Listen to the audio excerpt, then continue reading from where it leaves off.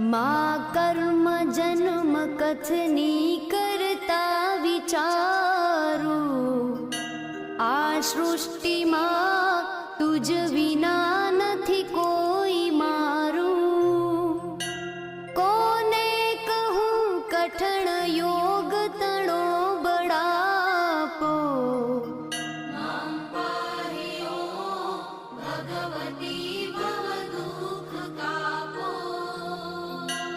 હું કામ ક્રોધ મદ મોહ થકી છકેલો, આડંબરે અતિ ઘણો મદથી બકેલો।